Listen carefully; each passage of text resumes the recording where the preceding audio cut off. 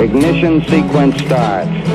6, 5, 4, 3, 2, 1, 0. Liftoff. We have a liftoff.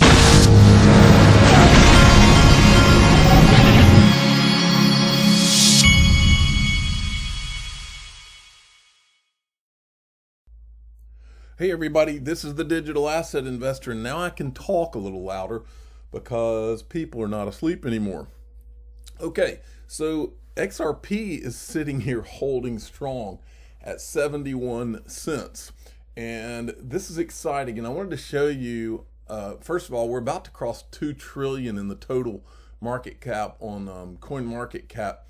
But this XRP number, now as I've told you 1,000 times, I am no chart guy. I am not a trader. I buy and hold. I've bought and hold XRP since 2013, I guess, or 14, early 14, 13, something like that. But anyway, I wanted to show you when the market starts moving, the people that do follow charts and things, they know what some of these markers mean and indicate. And so I like to show some of those to you. This is Crypto Bull 2020. XRP just had its highest weekly candle close since May 2018. The momentum is building for an amazing price explosion. And so he's pointing out here where this in May of 2018 and then April 4th, 2021. And then there's another chart that I wanted to show you right here. This XRP chart is pure aesthetics. I've been looking at charts of stocks, commodities, precious metals, and cryptocurrencies almost every day since 2015. This is really the nicest chart I've seen so far. Believe me, this chart doesn't lie. It says to me, I want to overtake flip Bitcoin. How about that? Overtake flip Bitcoin. That sounds like a title. Let's write that down. Look at the chart while I'm writing. Overturn flip Bitcoin. What if, folks? Okay. All right. I'm keeping my pad in my lap. Since I got back from Arizona, normally I have a pad right here in front of me, but I had not put it in its place. It was behind me. So now I've got it. But look at this chart. This is way back in 2015. This is when we were below pennies back then. I remember those days. And then somewhere here in 2017, things popped, and then of course we know what happened in late 17, early 18, all-time high, $3.80 something cents, and then this is what we've been through ever since then. And they're showing this thing looks like it's creeping back to a blast off point. Interesting times, folks, interesting times. Okay, now CoinDesk had put this article out, and they titled the article, XRP, the cryptocurrency used in Ripple Labs payments network, is rallying on the coattails of altcoin leader Ether's recent move to record highs. So anyway, I wanted to show you this so that you could understand this proof of work marketing program that's been going on in CoinDesk, which is owned by Digital Currency Group. Make no mistake, this is a Bitcoin Ethereum marketing program that's been going on for years now. And I've always believed these guys saw that as their way to usher in Wall Street into this system. But they know that those are not the ones that are going to change the whole world of finance. They know that it's not proof of work. And they know it's not Ethereum proof of work. And there's only a possibility that Ethereum 2.0 is going to be a thing or going to be successful. These guys, but they know it's not the proof of work. Make no mistake. But this right here, even when XRP, every time, and keep your eyes open, because anytime XRP surges, you see things like SEC lawsuits or some kind of an attack out of nowhere. Make no mistake, this is politics in play. All right. So this is their spin, is that it's not anything about XRP that would cause the price to go up. It's just that it's riding Ether's coattails. No. And so I wrote, well, that's some fine spin. Ethereum is proof of work, and it doesn't work. The gas fees are a joke. This title should read XRP, in parentheses, the tech that actually works, steals Ethereum's thunder despite the massive Bitcoin Ethereum proof of work marketing campaign by the traditional financial media and CoinDesk. CoinDesk, remember, owned by Digital Currency Group, which is run by Barry Silbert, and all he will ever talk about is Bitcoin, because he said, quote, XRP is just not on his conviction list yet, but they did own it back in 2016 because I've shown you the tweet. Now, here's another guy, Anthony Scaramucci. He's a Wall Street guy, and this is him talking about Ethereum with CNBC, who also only talks about Bitcoin and Ethereum because they're a part of the marketing program. I think one place, by the way, where Retail Joe, in many ways, actually got there first before the pros is crypto. And I know now you're in the Bitcoin business. I'm curious what you actually think of Ethereum. And the reason I keep thinking about this is I know some people who think that the true value proposition over the long term between Bitcoin, which I know has been the winner thus far, is actually Ethereum, given NFTs, given all of the things that are going to potentially happen in the future that may require Ethereum and not Bitcoin. What do you think?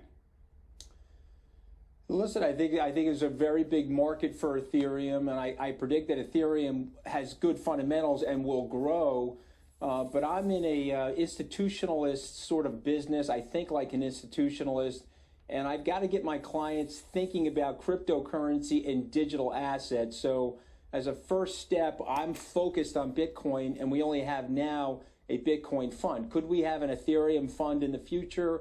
Yes, we certainly could. Everything that you're saying is true with the non-fungible tokens, and the technology around Ethereum is going to make it a sticky cryptocurrency and a store of value and something that people will transact with. So I do like Ethereum, but Andrew, I got to tell you, I've got 26,000 or so clients.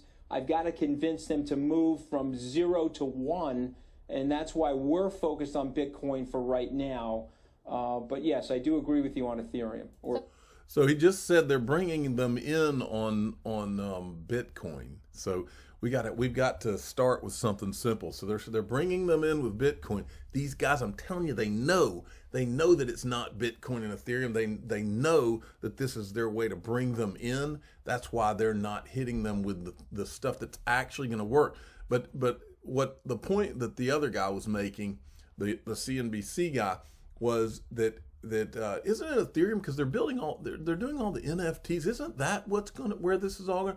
Well, I can answer that question for him. The answer to that is no. This is what I tweeted out and showed you the other day. I was just experimenting, trying to buy an NFT, which is on Ethereum. Wanted to buy an NFT at $16. It was a $16.72 NFT. The Ethereum miner fee was going to be $53.18. That's my screenshot. Ethereum proof of work does not work. It is not going to be Ethereum, and they know it. And they are marketing the crap out of this for just to usher people in or whatever they're up to. But it is not going to be Ethereum. Now, Ethereum 2.0 potentially could be a thing, but I think that the better tech is going to be Flare, Cardano, and some of the others. Okay. And then we've got this. The Bank of Japan on Monday kicked off the first phase of experimenting with a central bank currency. I don't think they're experimenting at all. Well, yeah, they may be experimenting, but I think this was decided a long time ago. Then you had this. Russia's Foreign Affairs Ministry said it believes SWIFT can be replaced by more advanced systems mentioning blockchain. You think so? I know one. Okay, and then John Deaton, he's the attorney that's suing the SEC on behalf of XRP holders. He says, does China and or Alipay have any interest related to Ripple or XRP? Asking for a friend. Previously, I tweeted about Clayton and Hinman being on the SEC application for Alibaba's IPO. Let's look into another lawyer who appears on that SEC filing document, Lei Ming Chen. And then he's retweeting one of his tweets. But then he says, Lei Ming Chen, like Hinman, was a partner at Simpson Thacher. This is a law firm. Lei Ming Chen served in the firm's Hong Kong office focusing on SEC registered offerings. A client of Simpson Thacher is Neil Shin. Neil Shin is founding and managing partner of Sequoia China. Neil Shin put forth at the Chinese People's Political Consultative Conference the recommendation that Hong Kong create its own stablecoin, which can be used for cross-border payments between China, Japan, and South Korea. By the way, Liming Chen must have impressed those at Alibaba in China because he is no longer at Simpson Thacher. He's now VP at Alipay.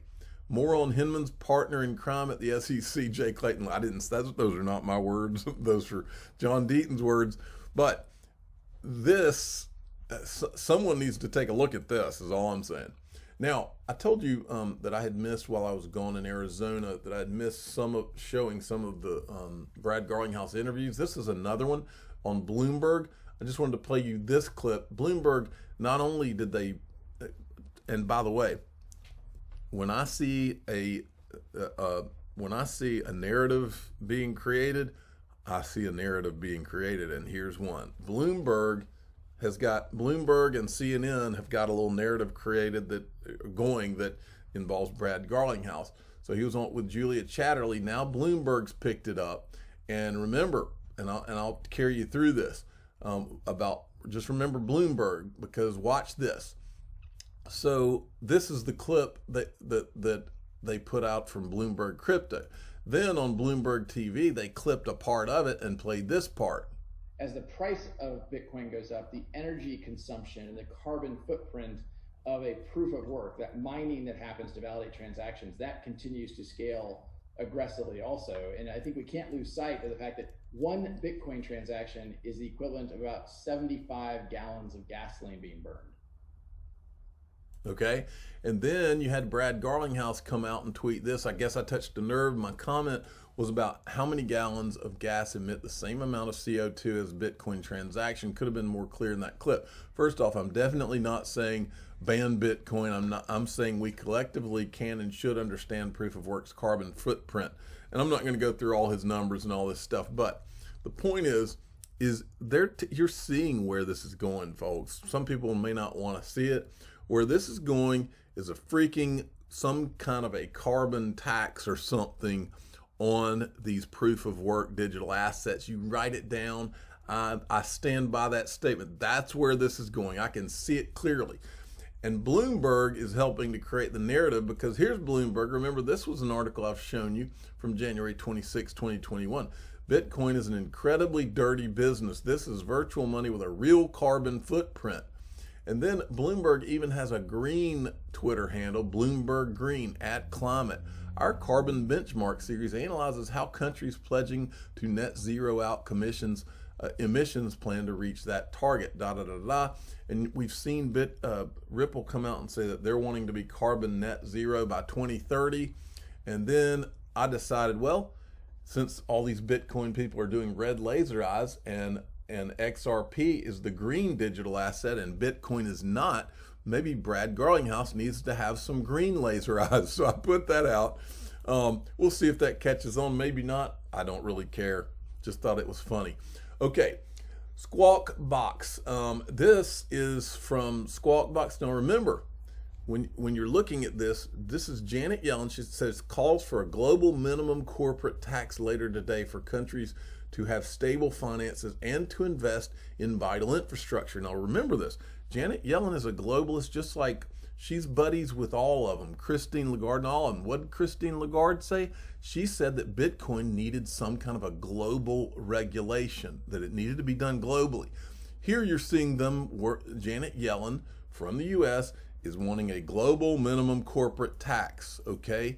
And we know that Lagarde has said that she thinks Bitcoin has to be regulated from a global perspective. Make no mistake, these same people, including Janet Yellen, that's how they're going to rein Bitcoin in. It's going to be a freaking tax. I'm telling you, it has to do with all this climate change stuff, the carbon emissions and all that. That's where this is going. You can see it clearly. Kevin O'Leary knows, folks. He knows what's going on too. Kevin O'Leary says he will only buy Bitcoin mined with clean energy and none mined in China. This guy is a shark. He knows. Watch this. And then he goes on to let me see this is CNBC Middle East. And in this clip he didn't say what she says, but he must have said it to her. Mr. Wonderful tells me I'm not happy. Says he won't buy China's blood coin. So there he's going again, calling Bitcoin a blood coin. And then XRP vet Diamonds to the Sky sent me this Kevin O'Leary tweets, anyone who thinks China is going to roll over and level the playing field in terms of access to their economy is dreaming. It's going to take pressure. Okay, and then I tweeted this out. Watch the Bitcoin dominance number, and that's that number at the top of the screen on CoinMarketCap. In fact, I'll show it to you. This right here is the Bitcoin dominance number. It's been coming down. Let me get back to this right here. Watch the Bitcoin dominance number. It keeps the Bitcoin marketing department up at night. When Bitcoin gets past, it's game over, and I stand by that statement. Okay, now this is the same guy, and I'm not going to play the clip because I don't need to, but he says that Bitcoin, it's the apex predator in the space, Bitcoin, okay? And I said Bitcoin is not the apex predator in the blockchain space. It's the apex marketing department. That's all it is a marketing. It's a marketing program. Proof of work is more like a wounded zebra. It's tech that doesn't work. With Lion's real tech, XRP, ADA, Flare, etc. Circling market away Bitcoin maxis. At some point, this marketing program is not going to be effective, folks. That's what I'm telling you. Meanwhile, Michael Saylor, who's on the Bitcoin marketing team, MicroStrategy has purchased an additional 253 Bitcoins for $15 million in cash at an average price of $59,339 per Bitcoin. Okay, I wanted to show you this. This is the wallet I'm using. Kava Labs is one of my sponsors. Try the dedicated wallet, connect bridge to Kava DeFi products for Trust Wallet app users. Feel the improved reliability and availability now. I am using this same Trust Wallet so that I can participate on the hard protocol. I'm earning Kava on the app now. This is the Trust Wallet. You can go to trustwallet.com. You can also download it from the App Store and the Google Play Store as well. But what I did is I've got this app, and then I went to Kava's website, which is here, and this gives you a QR code so you can link through this hard protocol, and then you're able to supply it with your Kava or any of these digital assets. And once you do that, you can earn these interest rates that are crazy. I'm doing it with Kava right now, and it's awesome. And by the way, in the link of the description of this video at the top, I've got a link, so if you want to go and vote, the vote is coming up for that hard protocol upgrade, I think, in the next couple of days. So go in there and vote. It's got the instructions on how to vote in there. I'm the digital asset investor. I'm not an investment advisor. This is for entertainment purposes only. Please subscribe, hit the like button, and tell your friends and family that the hard protocol upgrades, the shot is coming if you go and vote. Thank you for listening.